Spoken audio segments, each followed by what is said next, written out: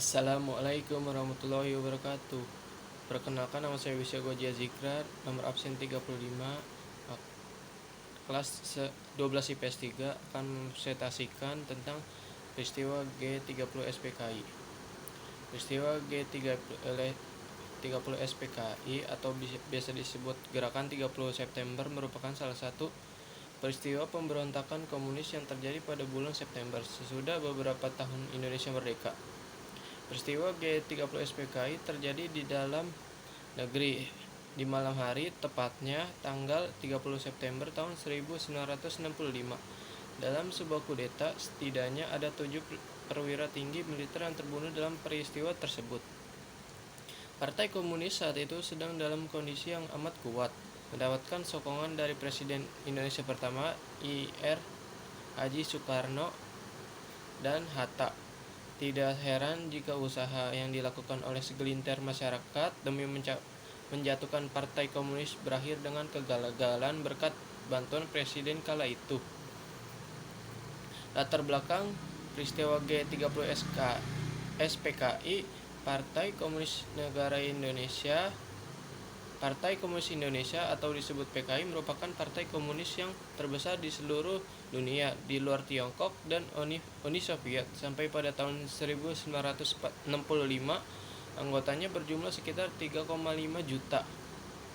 Ditambah 3 juta dari pergerakan pemudanya. PKI juga mengontrol pergerakan Serikat Buruh yang mempunyai 3,5 juta anggota dan pergerakan Barisan Tani Indonesia yang mempunyai 9 juta anggota, termasuk pergerakan wanita atau Gerwani, organisasi penulis dan artis, pergerakan sarjana.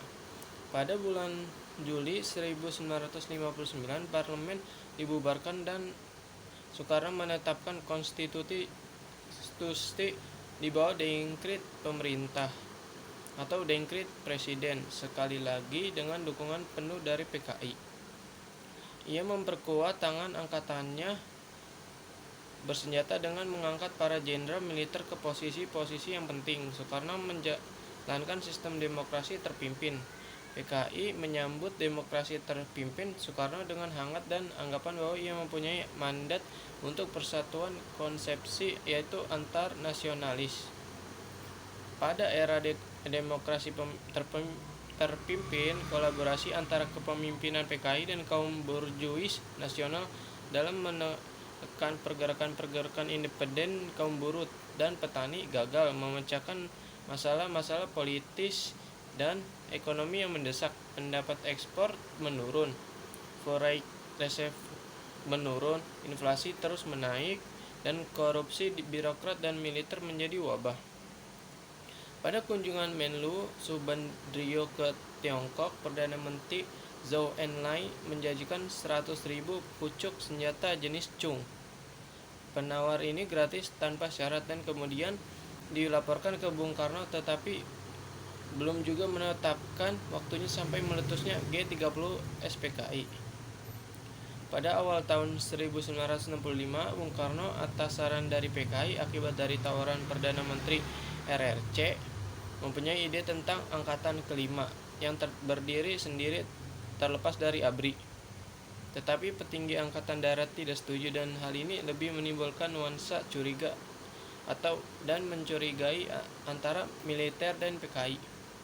Dari tahun 1963, kepemimpinan PKI makin lama makin berusaha memprovokasi bentrokan-bentrokan antar aktivis masanya dan polisi militer. Pemimpin-pemimpin PKI juga menginfiltrasi polisi dan tentara dengan slogan kepentingan bersama polisi dan rakyat. Pemimpin PKI DN Aidit menghilangkan slogan untuk ketentraman umum bantu polisi. Di bulan Agustus 1964, Aidit menganjurkan semua anggota PKI membersihkan diri dari sikap-sikap sekretarian.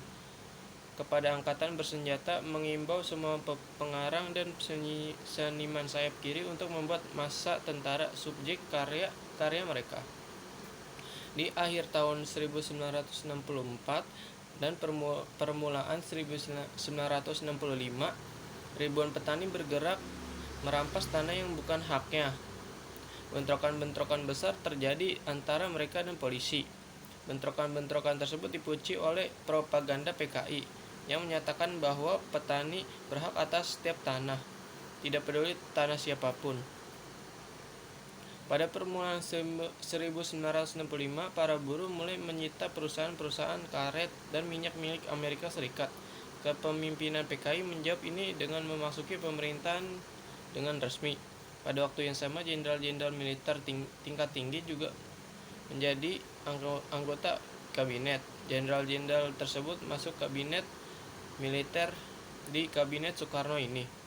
Aidit memberikan ceramah kepada siswa-siswi sekolah angkatan bersenjata di mana ia berbicara tentang perasaan kebersamaan dan persatuan yang bertambah kuat setiap hari antara tentara Republik Indonesia dan unsur-unsur masyarakat di Indonesia.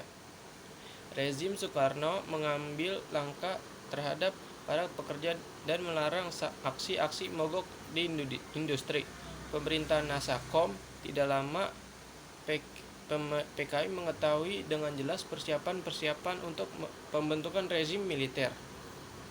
Bukannya memperjuangkan mobilisasi massa yang berdiri sendiri untuk melawan ancaman militer yang sedang berkembang itu, kepemimpinan PKI malah berusaha untuk membatasi pergerakan massa yang makin mendalam ini dalam batas-batas hukum kapitalis negara. Sejak tahun 1964 sampai menjelang meletusnya G30 SPKI, telah beredar isu sakit parahnya Bung Karno. Hal ini meningkatkan kasak-kusuk dan isu perebutan kekuasaan apabila Bung Karno meninggal dunia. Namun menurut Subandrio, Adit tahu persis bahwa Bung Karno hanya sakit ringan saja. Jadi hal ini bukan merupakan alasan PKI melakukan tindakan tersebut. Pada tahun 1960 keluarlah Undang-Undang Pokok Agraria dan Undang-Undang Pokok Bagi Hasil. Panitia Agraria yang menghasilkan UPA terdiri dari wakil pemerintahan dan wakil berbagai ormas tani. Walaupun undang-undangnya sudah ada, namun pelaksanaan di daerah tidak jalan sehingga menimbulkan gesekan antara para petani. Sejarah mulainya dari G30 SPKI. Pada hari Jumat tanggal 1 Oktober 1965, secara berturut-turut RRI Jakarta menyiarkan berita penting. Sekitar pukul 7 pagi memuat berita bahwa pada hari Kamis tanggal 30 September 1965 di ibu kota RI Jakarta telah terjadi gerakan militer dalam AD yang dinamakan Gerakan 30 September. Dikepalai oleh Letnan Kolonel Untung, Komandan Batalion Cakrabirawa, pasukan pengawal pribadi Presiden Soekarno. Sekitar pukul 13.00 hari itu juga memberitakan Dekrit nomor 1 tentang pembentukan Dewan Revolusi Indonesia dan keputusan nomor 1 tentang susunan Dewan Revolusi Indonesia. Baru dalam siaran kedua ini diumumkan susunan Komandan Brigjen Suparjo, Letnan Kolonel Udara Heru, Kolonel Laut Soenardi, dan Ajun Komisaris Besar Polisi Anwas sebagai wakil komandan. Pada pukul 19.00 hari itu juga di RRI Jakarta menyiarkan pidato Radio Panglima Komando Cadangan Strategi Angkatan Darat Mayor Jenderal Soeharto yang menyampaikan bahwa gerakan 30 September tersebut adalah golongan kontra-revolusioner yang telah menculik beberapa perwira tinggi AD dan telah mengambil alih kekuasaan negara dari Presiden Panglima tertinggi ABRI atau pemimpin besar revolusi dan melempar kabinet Dwi Kora ke kedudukan demisionaris. Latar belakang G30 SPKI perlu ditelusuri sejak masuknya paham komunisme, penyusupannya ke dalam organisasi lain, serta kaitannya dengan gerak-gerak komunisasi internasional. Persiapan PKI. Yang pertama, PKI itu membentuk biro khusus. Biro khusus di bawah kepemimpinan Syam Kamaruzman. Tugas biro khusus adalah merancang dan mempersiapkan perebutan kekuasaan. Yang kedua, menuntut dibentuknya angkatan kelima yang terdiri atas buruh dan petani yang dipersenjatai. Yang ketiga, melakukan sabotase, aksi sepihak, dan aksi teror. Sabotase terhadap transportasi kereta yang dilakukan aksi buruh dan tani pada Januari sampai Oktober 1964 yang mengakibatkan serentetan kecelakaan kereta api. Aksi sepihak misalnya peristiwa Jengkol, Bandar Betski, dan peristiwa Indramayu. Aksi teror misalnya peristiwa Kanigoro Kediri. Yang keempat, melakukan aksi fitnah terhadap ABRI, khususnya TNI AD yang dianggap sebagai penghambat pelaksananya programnya. Yang kelima, melakukan pelatihan kemiliteran di Lubang Buaya, Pondok Gede, Jakarta. Latihan kemiliteran di Lubang Buaya, Pondok Jakarta, latihan ini merupakan sarana persiapan untuk melakukan pemberontakan. Kronologis cerita singkat peristiwa dari G30 SPKI. Peristiwa G30 SPKI bermula pada tanggal 1 Oktober. Dimulai dengan kasus penculikan 7 jenderal yang terdiri dari anggota staf tentara oleh sekelompok pasukan yang bergerak dari lapangan udara menuju Jakarta daerah selatan.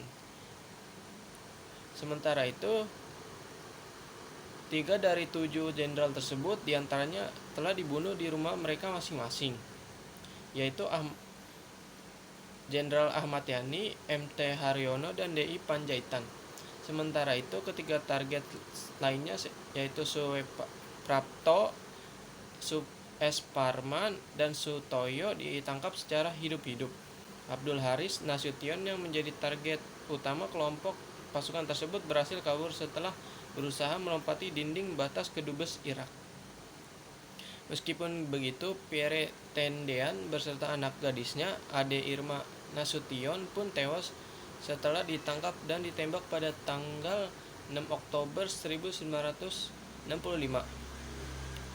Albert Naiborhu menjadi korban terakhir dalam kejadian ini. Tak sedikit mayat jenderal yang dibunuh lalu dibuang ke Lubang Buaya. Sekitar 2.000 pasukan TNI yang diterjunkan untuk menduduki sebuah tempat yang kini dikenal sebagai nama Lapangan Merdeka di Monas, walaupun mereka belum berhasil mengamankan bagian timur dari area ini, sebab saat itu merupakan daerah dari markas Kostrad pimpinan Soeharto. Jam 7 pagi, Radio Republik Indonesia atau RRI menyiarkan sebuah pesan yang berasal dari Untung Samsuri bahwa 30 SPKI telah berhasil diambil alih di beberapa lokasi strategis Jakarta beserta anggota militernya lainnya. Bahwa gerakan tersebut sebenarnya didukung oleh CIA yang bertujuan untuk melengsarkan Soekarno dari posisinya. Tinta kegagalan nyaris saja tertulis dalam sejarah peristiwa G30 SPKI. Hampir saja Pak Harto dilewatkan begitu saja karena mereka masih menduga bahwa beliau bukanlah seorang tokoh politik. Selang beberapa saat, salah satu tetangga memberitahu pada Soeharto tentang terjadinya aksi penembakan pada jam 5:30 pagi beserta hilangnya sejumlah jenderal yang diduga sedang diculik. Soeharto juga berhasil membujuk 2 batalion. Soeharto akhirnya pergi ke Kostrad, markas Kostrad, dan berhasil membujuk 2 batalion pasukan kudeta untuk segera menyerahkan diri. Dimulai dari pasukan Brawijaya yang masuk ke dalam area markas Kostrad, kemudian disusul dengan pasukan di Ponegoro yang kabur menuju Halim Perdana Kusuma. Masa berakhirnya peristiwa G30 SPKI yaitu dari tanggal 1 Oktober 1965, operasi penumpasan G30 SPKI dimulai sejak tanggal 1 Oktober 1965 sore hari di gedung RRI Pusat, dan kantor pusat telekomunikasi dapat direbut kembali tanpa pertumpahan darah oleh satuan RPKAD di bawah pimpinan Kolonel Sarwo Edi Wibowo. Tanggal 2 Oktober 1965, Halim Perdana Kusuma diserang oleh satuan RKAD di bawah komando Kolonel Sarwo Edi Wibowo atas perintah Maijen Soeharto. Pada tanggal 3 Oktober 1965 pada hari Minggu, pasukan RPKAD yang dipimpin oleh Mayor C.I. Santoso berhasil menguasai daerah Lubang Buaya. Setelah usaha pencarian perwira TNI AD dan atas petunjuk Kopral 1 Polisi Sukirman yang menjadi tawanan G30 SPKI, tetapi berhasil melarikan diri, didapat keterangi bahwa perwira TNI AD tersebut dibawa ke Lubang Buaya. Tanggal 4 Oktober 1965, penggalian sumur di Lubang Buaya dilanjutkan kembali karena ditunda pada tanggal 13 Oktober pukul 17. Pada 3 Oktober pukul 17.00 WIB. Jenazah para perwira setelah dapat diangkat dari sumur tua tersebut terlihat adanya kerusakan fisik. Pada tanggal 5 Oktober 1965, jenazah para perwira tersebut dimakamkan di Taman Makam Pahlawan Kalibata. Pada tanggal 6 Oktober 1965 dengan surat keputusan pemerintah yang diambil dalam sidang kabinet Dwi Kora, para perwira TNI AD tersebut ditetapkan sebagai pahlawan revolusi. Nama-nama tokoh yang berperan dalam kejadian atau peristiwa G30 SPKI 1965. Nama-nama 7 tokoh pahlawan revolusi korban kekejaman G30 SPKI. Yang pertama ada Panglima Angkatan Darat Letjen TNI Ahmad Yani, yang kedua ada Maijen TNI R Suprato, yang ketiga ada Maijen TNI MT Haryono, yang keempat ada Maijen TNI Siswondo Parman, yang kelima ada Brigjen TNI DI Panjaitan, yang keenam ada Brigjen TNI Sutoyo Siswomiharjo, yang ketujuh ada Letnan Pierre Tendian. Yang kedua ada tokoh-tokoh yang beraksi dalam G30 SPKI. Yang pertama ada DN Aidit, tokoh G30 SPKI yang bernama lengkap Dipa Nusantara Aidit adalah Ketua Umum Komite Sentral PKI yang berhasil membawa PKI menjadi partai komunis terbesar ketiga dunia setelah Uni Soviet dan Tiongkok hanya dalam waktu setahun. Setelah mengambil alih kepemimpinan partai dari Alimin dan Tanglin Ji pada 1954. Yang kedua ada Musso. Munawar Musso atau Musso adalah tokoh G30 SPKI yang memproklamirkan pendirian Republik Soviet pada tanggal 18 September 1948 di Madiun. Tujuannya untuk mengganti dasar negara Indonesia dari Pancasila menjadi komunis. Ayahnya Musso adalah Rono Wijoyo, seorang pelarian dari pasukan Diponegoro. Musso melarikan diri setelah pemberontakan PKI di Madiun hingga pada tanggal 31 Oktober 1948 ditemukan oleh pasukan TNI pimpinan Kapten Sumaji di Purworejo. Ia tewas dalam baku tembak. Yang ketiga ada Amir Syarifuddin. Ia adalah tokoh penting dalam pemerintahan Indonesia dalam saat itu. Tokoh latar belakang G30 ini pernah menjadi negosiator pada perjanjian Renville. Untuk mengembalikan posisinya, ia membuat Front Demokrasi Rakyat pada tanggal 28 Juni 1948 dengan mengumpulkan kaum petani dan buruh. Yang keempat ada Nyoto. Tokoh ini bernama lengkap Lukman Nyoto. Ia adalah wakil kedua CC Komite Sentral PKI. Ia juga menjadi orang ketiga ketika PKI sedang berada di masa jayanya. Tidak diketahui bagaimana persisnya keterlibatannya karena informasinya masih simpang siur. Ia dibawa pergi oleh tentara dan langsung ditembak mati pada tahun 1966. Yang kelima ada Lukman. Ia ada tokoh G30 SPK yang penting bersama dengan Nyoto. Ia pernah menjabat sebagai wakil ketua DPR GR. Nasibnya tidak jauh berbeda seperti Aidit dan Nyoto. Yang ketiga ada tokoh penumpas G30 SPKI. Yang pertama ada Sarwo Edi. Sarwo Edi ini komandan resmen para komando angkatan darat. Yang kedua ada Soeharto, salah satu tokoh di balik G30 SPKI ini ada Panglima Kostrat atau Komandan Cadangan Strategis Angkatan Darat. Yang ketiga ada M. Jasin. Ia adalah salah satu orang yang berperan penting dalam menumpas PKI yang melanggar menggelar operasi militer untuk membasmi pemberontakan PKI pada tahun 1965. Yang keempat ada Nasution. Tokoh di balik G30 ini memegang kendali dalam pemberantasan PKI. Ketika itu jabatannya adalah Kepala Staf Operasi Markas Besar Angkatan Perang RI. Tujuan dari peristiwa G30 SPKI bahwa G30 SPKI adalah perbuatan PKI dalam rangka usahanya untuk merebut kekuasaan di negara Republik Indonesia, bahwa tujuan tetap komunis di negara non-komunis adalah merebut kekuasaan negara dan mengkonsumsinya sendiri. Yang selanjutnya, kegiatan yang dilakukan tidak pernah terlepas dari rangkaian kegiatan komunisme internasional. Dampak dari pasca peristiwa G30 SPKI, diantaranya secara politik telah lahir peta kekuatan politik baru, yaitu tentara AD, yaitu Tentara Angkatan Darat.